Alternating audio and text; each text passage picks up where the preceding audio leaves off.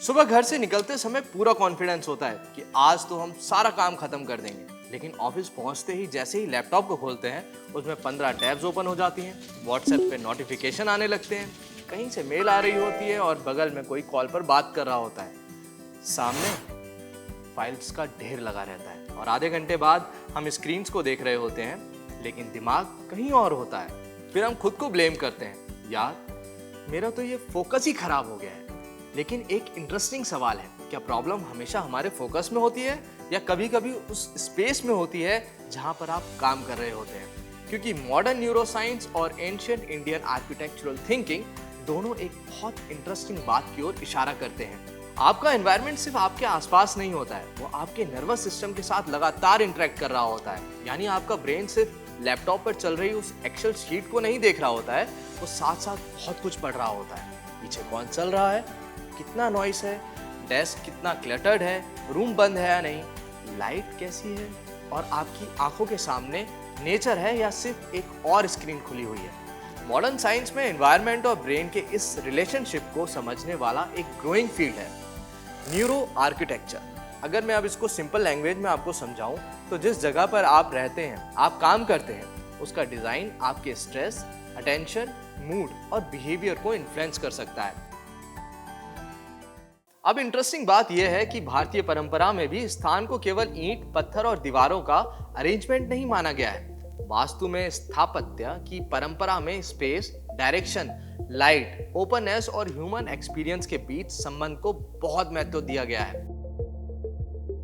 लेकिन प्रॉब्लम यह है कि आप अपना ऑफिस तोड़कर दोबारा नहीं बनवा सकते हैं, और अपने बॉस से जाकर आप ये भी नहीं कह सकते हैं कि मैम मेरी प्रोडक्टिविटी के लिए नॉर्थ ईस्ट में एक विंडो बनवा दीजिए। तो आज हम कोई एक्सपेंसिव इंटीरियर डिजाइन एडवाइस नहीं देंगे। आज बात होगी उन छोटे छोटे चेंजेस की जिन्हें आप अपनी डेस्क और रूटीन में अभी से शुरू कर सकते हैं। एक बार नोटिस कीजिए कि आप कुछ काम कर रहे हैं और अचानक पीछे से कोई आता है और एकदम पूछते हैं क्या कर रहे हो। एक सेकंड के लिए आपका शरीर ऑटोमेटिकली अलर्ट पर हो जाता है। क्यों? क्योंकि ब्रेन को अनसर्टेनिटी पसंद नहीं है। जब हमारी सीट ऐसी जगह पर होती है जहां पीछे लगातार मूवमेंट होती रहती है, तो अटेंशन का एक हिस्सा एनवायरनमेंट को मॉनिटर करने में लग जाता है। इसलिए जहां प्रैक्टिकल हो, ऐसी सीटिंग बेहतर फील हो सकती है जहां पीछे का एरिया रिलेटिवली प्रोटेक्टेड हो और सामने विजुअल ओपननेस हो। ट्रेडिशनल वास्तु में भी बैठने की पोजीशन और पीछे की स्टेबिलिटी को महत्व दिया गया है। इसका मॉडर्न टेक अवे बहुत ही ज्यादा सिंपल है। अपनी चेयर ऐसी जगह पोजीशन करने की कोशिश कीजिए जहां पीछे लगातार डिस्टरबेंस कम हो। सीट बदल नहीं सकते हैं तो कोई बात नहीं, एंगल चेंज कर लीजिए। कई बार सिर्फ मॉनिटर और चेयर का ओरिएंटेशन बदलने से भी डिस्ट्रैक्शन कम हो सकता है, क्योंकि फोकस केवल विल पावर से नहीं होती है, कभी कभी फोकस एक डिजाइन प्रॉब्लम से भी होता है।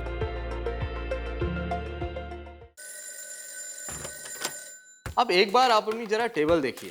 3 कॉफी के कप पड़े हैं, कुछ बिल्स हैं, पुरानी डायरी है, 4 स्टिकी नोट्स लगे हुए हैं, 2-4 चार्जर पड़े हुए हैं, एक फाइल जो पता नहीं कितने महीनों से वहीं की वहीं पड़ी हुई है, और फिर हम कहते हैं कि मेरा माइंड थोड़ा सा क्लटर्ड है। अरे भाई, तुम सामने भी तो इतना क्लटर हो रखा है।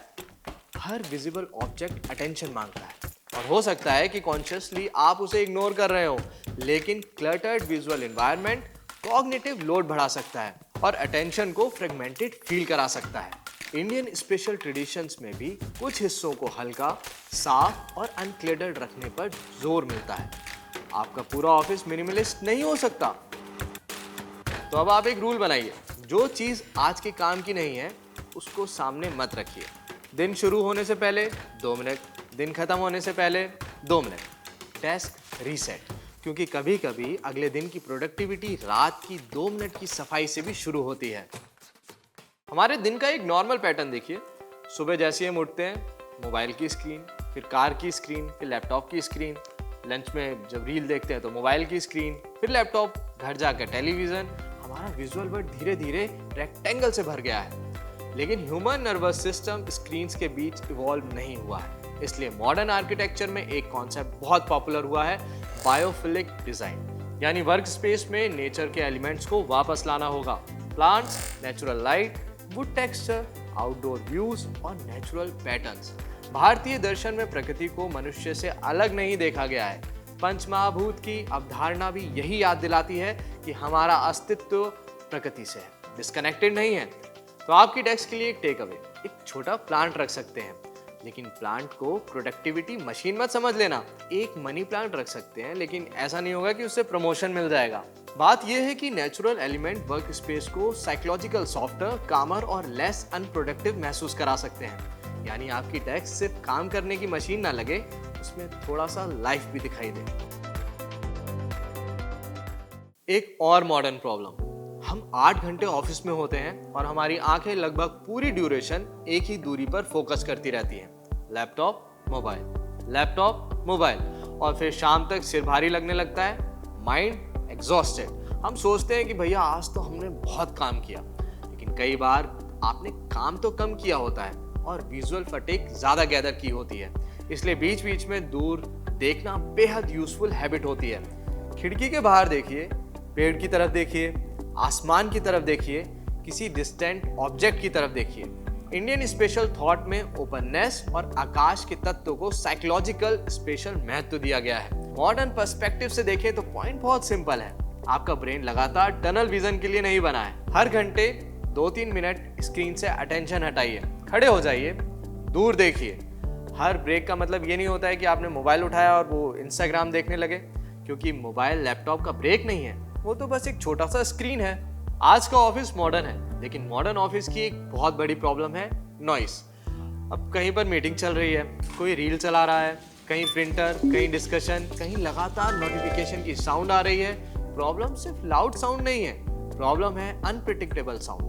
ब्रेन ऑटोमेटिकली नई आवाज की तरफ अटेंशन शिफ्ट कर सकता है और फिर वापस टास्क पर लौटने के लिए उसको बहुत एफर्ट लगाना पड़ता है। यानी आप फिजिकली तो चेयर पे बैठे हैं, लेकिन अटेंशन बार बार माइक्रो ट्रिप्स पर जा रहा है। ट्रेडिशनल इंडियन थॉट्स में ध्वनि को बहुत गहराई से देखा गया है, लेकिन इसका मतलब ये नहीं है कि कोई भी हीलिंग फ्रिक्वेंसी चला देने से आपका काम हो जाएगा। प्रैक्टिकल सॉल्यूशन सिंपल है, जहां पॉसिबल हो नॉइस कम कीजिए, नोटिफिकेशन को साइलेंट कीजिए। डीप वर्क के समय लिरिक्स फ्री म्यूजिक कुछ लोग के लिए बहुत हेल्पफुल हो सकता है, लेकिन साइलेंस मैं कहूंगा कि बहुत ज्यादा बेहतर है। सबके ब्रेन की प्रेफरेंस एक जैसी नहीं होती। गोल म्यूजिक सुनना नहीं है, गोल है अटेंशन को बार बार टूटने से बचाना।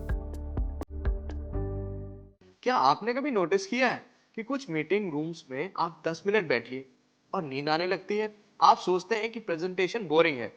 हो सकता है कि प्रेजेंटेशन सच में बोरिंग हो, लेकिन वेंटिलेशन भी चेक कर लीजिए।